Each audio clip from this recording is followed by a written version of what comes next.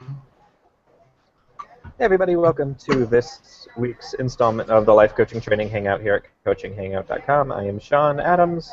I am your host, your whatever, the guy who runs these things. And this week we are continuing our conversation about the skills that coaches need in order to be successful. So before we get into our conversation on that, as you can see, this is not my normal background. I am in a coffee shop in Plainville, Texas, I think it is. I'm on a cross-country trip. Plainview, Texas. There we go. I'm on a cross-country trip, and I stopped at this place just to be able to do this hangout. So there you guys go. That's how special you all are. Now, before we jump into the topic, why don't we go ahead and introduce the folks that are in the hangout with us. Dr. Allen, do you want to go first? Oh, sure. I'm Dr. Alan Weinstein. I am now I like to call myself an app architect. At least that's what Alex told me to call myself. And I'm actually been in touch with Sean throughout his little road trip that is going on here. And one thing I have to compliment him for is he's made sure he's been wherever anyone needs him. It's amazing. He's put together a show last Friday for me that I did on Alex's Hangout. And he came from I don't know where, but he was there. He must have pulled over to the side of the road or something. Now he's in a diner. He looks like he's eating French fries. Chips. Crisps. Oh, chips, okay. Anyway, so I am the creator of the VIP app, which is a mobile device and a desktop device that allows you to reach your database anytime you want because you own real estate on those devices. Very excellent. Thank you, Dr. Allen. We'll also say hello to Nika and see how she's doing. Say hello, everybody, Nika. Well, hi to you, and it's a really privilege. You host really everywhere. I've seen different backgrounds. I haven't seen this one yet, so I feel very sort of small here in the Netherlands when you develop for so many countries, whatever. But I'm Nienke van Bezooij from the Netherlands. It's evening time over here. I'm a speaker coach, so my profession in this coaching hangout is all about speaking. I'm author of the Dashboard for the Professional Speaker, and I was very privileged to be invited and interviewed on a professional speakers group on Facebook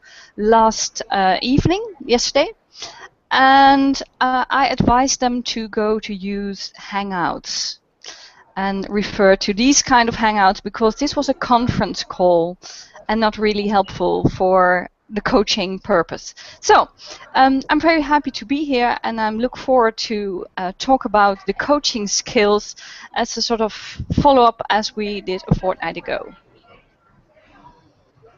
Excellent. Well, yeah, and as we were discussing prior to this, I don't really remember what we discussed 2 weeks ago because it's been a rather crazy month for me, but having said that, we're going to just jump into things that are important for people to have as skills to be, as a coach, to be successful. So I know we've had a lot of different conversations in the past about things that you need to have. Nika, do you remember kind of where we were going after the last hangout? Yeah. We talked about you need to be present, you need to be authentic, you need to have the skill to listen to your coachees. And be able to call things as it is, to really be straight, and don't bring in your own subjects or experiences into the coaching because it's not about you, it's about them. It's good to have sort of neutral kind of description about an experience, but never bring your own shit into the coaching sessions. So that's a brief resume, and I see Dr. Weinstein laughing, so he can add, of course, a lot to this, I'm sure. Did you drop the S-bomb? Not the F-bomb, but the S-bomb? I can't imagine. No, I can't. I never do. Don't put your things into, well, you know what I say. Well, just continue. Well, I think we also got into last time, just a refresher, that I used a term that I don't think most of you knew, but I thought that one of the skills you had to have is you had to be what I said was a little mashugana, which is a Yeah. little bit crazy. Wasn't that part of the conversation too? Yeah, I'm sure. Okay, Yeah, It to was. bring your own uniqueness, your own geek into your coaching, because exactly. you're all different. You're all different, and your uniqueness brings your own result in, and gets you to your specific clients as well, because the clients will resonate to your style of uniqueness and geek, or misogynist. Oh, how do you call it? Do I pronounce that well, or is it double Dutch? I think you pronounced it well. I mean, Okay. probably as good as I pronounce it. You know, I've heard that word millions of times, but probably Okay. as well as I pronounce I it. think it's great. I think it's great to bring that in and well, move on from that. But we also discussed at the end of the last session, what would we advise to starting coaches? Is there something what we can share for people who are just starting to become a real awesome coach, or how to avoid common mistakes, or what we can share, what we discovered over the years as a coach? Yeah, I know. I mean, last time I remember we talked pretty heavily about the need to learn to listen, to learn to be able to read between the lines, that kind of stuff. And I think that's the first skill people have to develop. Um, the other skill that actually really stands out to me for anybody who's going to be doing coaching is time management, and really being able to manage your time effectively, really being able um, to use your time in a way that's going to be most effective. I know I've worked with folks, I've coached folks in this realm who will spend a bunch of time developing and creating this like 7-month program, and they'll work for like 3 months developing this giant program, and then they'll roll it out and announce it, and they'll get into the first coaching session and realize that everything that they planned isn't really going to work in the way they actually coach. And I found that, so that's definitely one of those concerns of you've got to be on top of that and aware of that. So though you don't need to overspend your time planning, you need to develop the skills to be able to hear, listen, and adjust. To me, those are much more important skills. Do you guys agree? Yeah, I agree. Another thing came up today. It's what is an ideal time frame or time slot for a coaching session?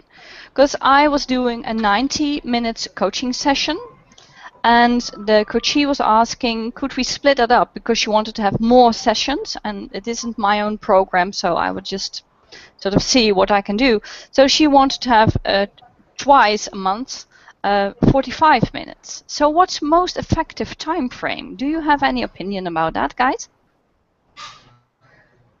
I mean, for me, it's always based on what works for you and the client. I don't think I would ever do anything longer than, say, 55 minutes. I think to hope to keep somebody's attention for more than an hour is really pushing it. Mm-hmm. I find 30 minutes or 25 minutes is actually a really nice little window if you are efficient at your coaching. If you're doing a lot of process work, you need the longer time, to maybe about an hour. But if you're just one of those, like, here's what we're doing, here's what you need to do, let's talk it out, doom, doom, here's what you're, like, let's report on how things went, let's talk about what needs to get adjusted, and now let's look at where we want to get to. From that perspective, you can do that in 30 minutes, you can do that in 45 minutes. Like I said, I wouldn't go above an hour. I think less than 25 minutes, you're really not doing effective coaching. Yeah, I wouldn't go over above an hour either. And in fact, I book it in 45-minute. How I book my schedule is 45-minute sessions, and with a 15-minute break for me, which gives me a little leeway if we're running over a little bit. But what I find is that if I do more than 45 minutes, I'm covering more stuff than they could digest, and then they can't really implement. So what happens is they get a lot of stuff, and they sit there shaking their head, like they get what I'm talking about.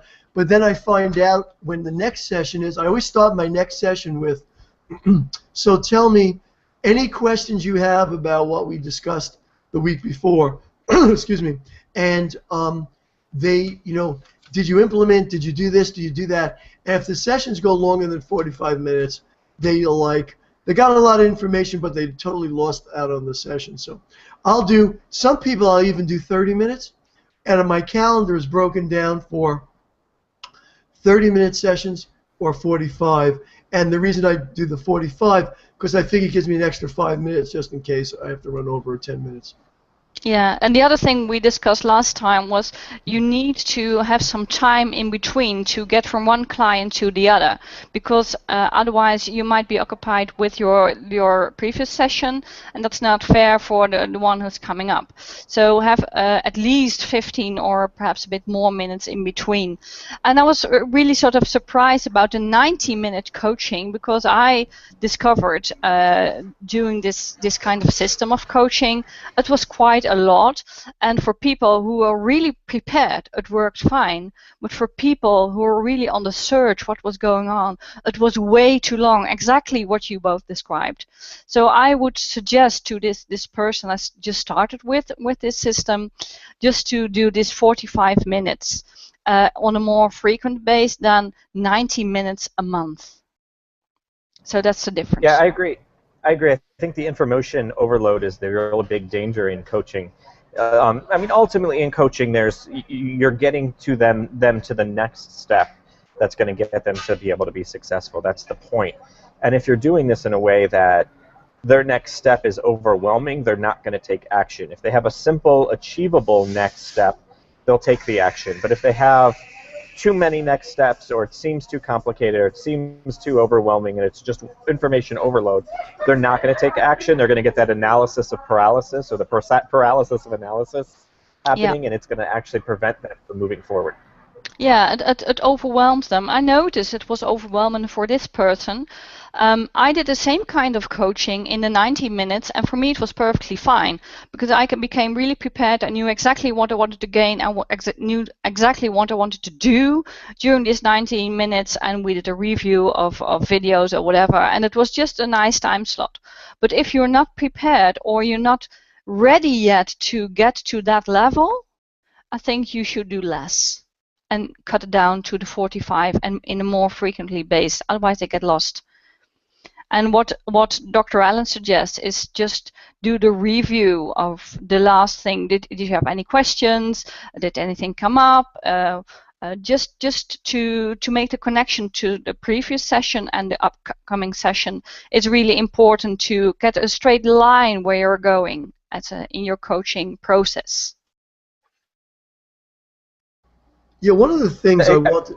I'm sorry, go ahead, Sean. Go ahead, Dr. Allen. No, go ahead, I was Dr. going to actually change the subject a little bit, so if you wanted to close that out and summarize it, go ahead and do that. Yeah, I mean, all I was going to say is it is that point of it's got to be long enough to be able to achieve your end goal for that session, and it needs to be short enough that they still walk away knowing it's actionable.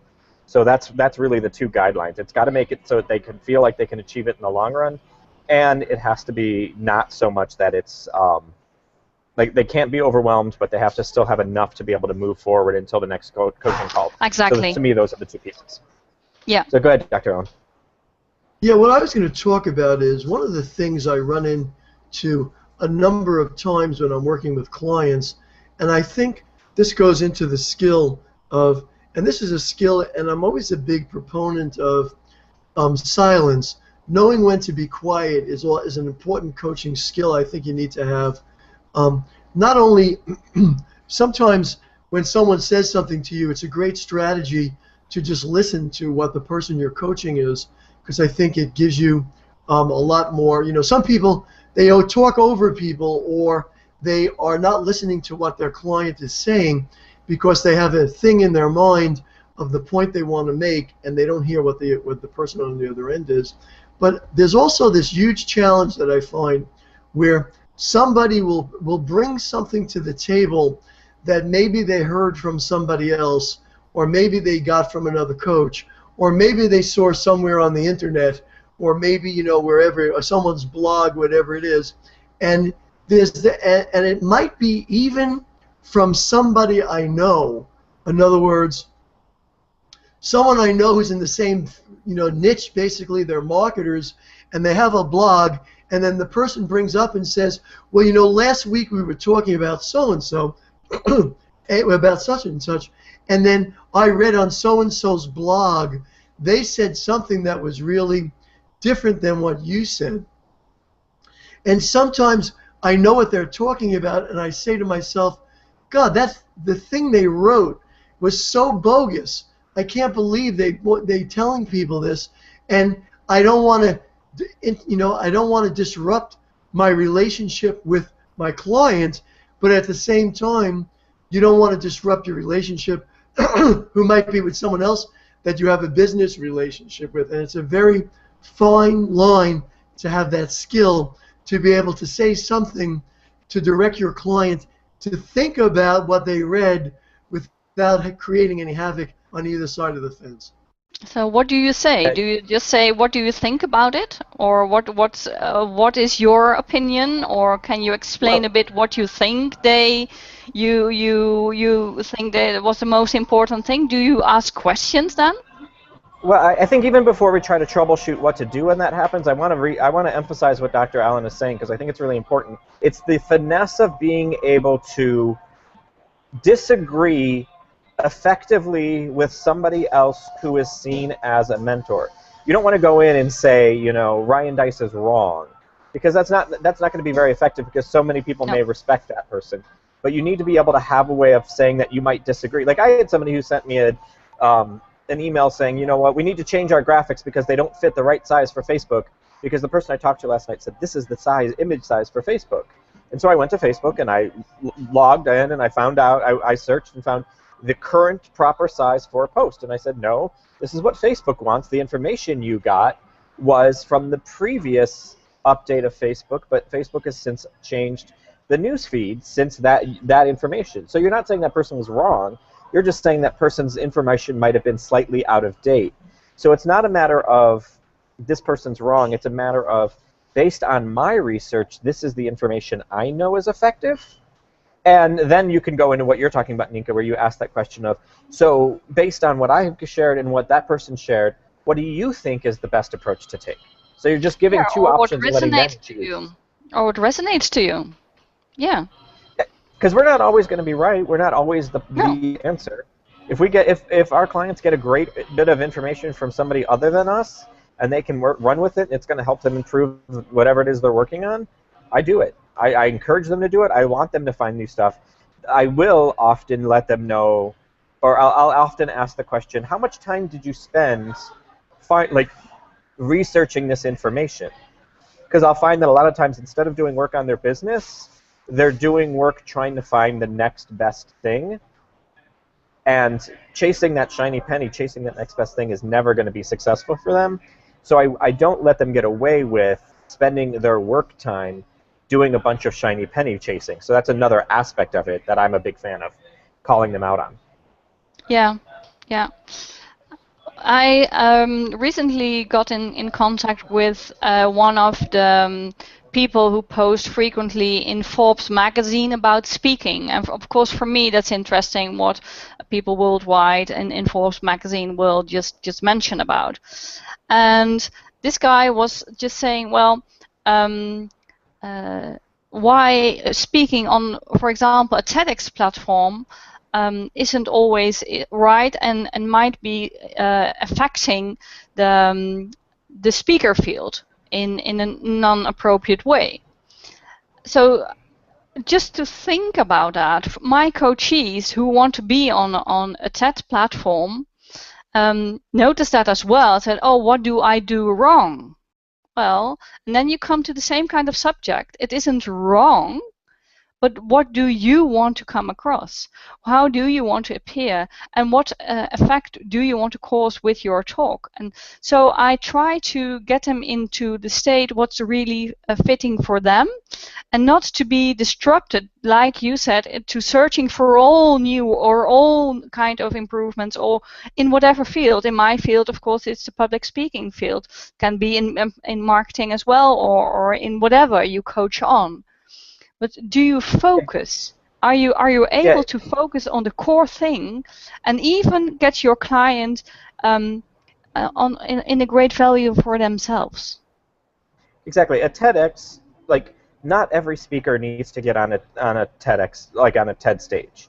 It's not right for every speaker. Just like everybody in the world of internet marketing, everybody uses this thing called lead pages to create their pages, which are fabulous. I own it. I use it all the time. Lead pages is great. But it does not mean lead pages is what everyone needs. If they are running a blog and they don't have a product to sell or anything for them to opt into, Why? lead pages doesn't do them any good. Why would you go out and buy this? So it's Yeah. that idea of just because everybody else in the internet marketing world is using this doesn't mean you have to have it and use it. It just means that it is a tool that could work for you. Let's talk out if it's the right tool for you and where you want to get to. Yeah, exactly. And like TEDx isn't for everybody, a TED format isn't for everybody. And do you know what your message is, what you want to share? And just bring it back to general coaching. Do you encourage your coachees to use their own uniqueness and use it for effectiveness in their own business? Do you dare to say, well, I don't think this is effective for you? Do you just call it out? Are you just open and frank with them, and just do you call it like that as a coach? Well, Is that I think helpful? there is, if it's there is occasionally. There are a lot of times I'll just call somebody out and say, why are you wasting your time on this? Well, because XYZ person online said I'm supposed to. Does XYZ person online do the same thing you're doing? Well, no. Is the outcome of using this the same outcome that you want? Well, no. So you're chasing something that is being used by somebody who doesn't do the same thing you do, and it's going to achieve an outcome that isn't actually the outcome you want. Why is this even in our conversation? Sometimes that's enough to be able to call them out so that they see, like, Yeah. the fallacy of their thought process. And it's not saying that, what are you doing, you idiot, why are you doing this? It's, let's look at why you're doing it, and let's identify if it is or is not actually right for you. And more Yeah. often than not, they'll get to a point of realizing it's not right for them, and it makes it very easy. Yeah. Just calling the why. Why do you do it? Why do you look for it? Why? Exactly. Whatever why. Yeah. Yep. Yeah. Cool. Any other?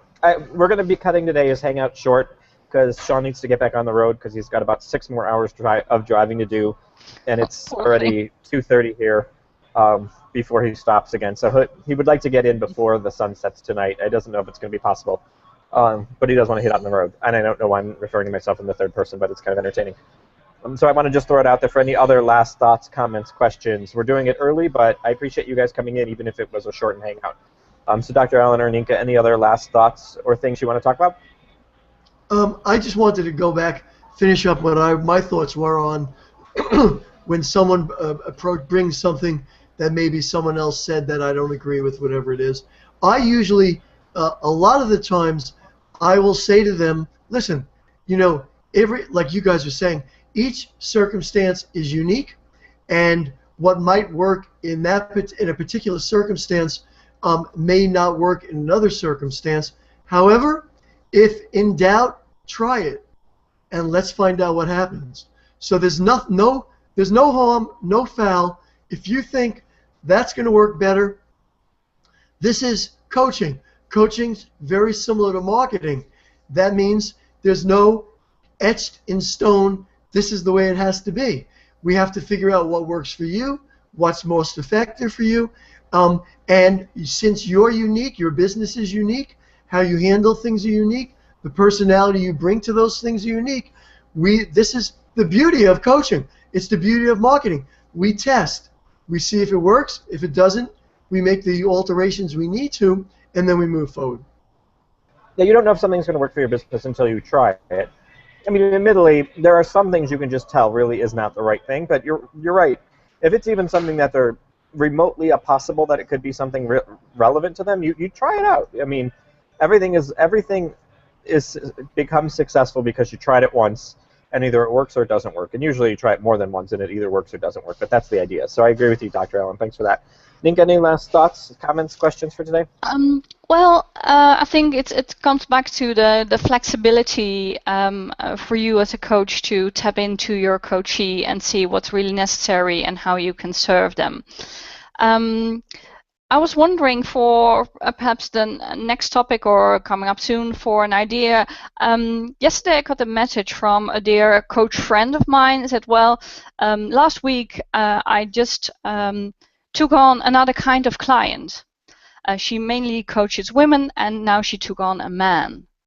And after one coaching session, she was completely fed up. I said, well, I just want to focus on my core business. I will never do that again. Please, who wants to take over this coaching client? So what's your target market, and do you dare to change? Yeah, and we have talked about that, about, making sure that the person is the right fit for you, but I think Yeah. that what you said at This the is end slightly there is different. actually something we don't talk about, which is, what do you do if you ended up getting a client that isn't a match for you? That's actually a hard thing that a lot of people don't know how to do. I think that's a great topic. How to deal with that in a respective way, staying with your focus, your core business, and what you're really good at, and opening doors for others to coach on the same kind of thing as well. So how do you refer to other coaches? So that's what Yeah, crossed my exactly. mind. I like it. I think that's a great topic. That idea of how to refer to other clients, or just how to help the person find the right person. Yeah. The power of saying no. Exactly, And which hand is a hard over. thing for a lot of coaches to say. Yeah. Yeah. I How like about that. you, Dr. Allen? I Yeah. really like that. Now my question is,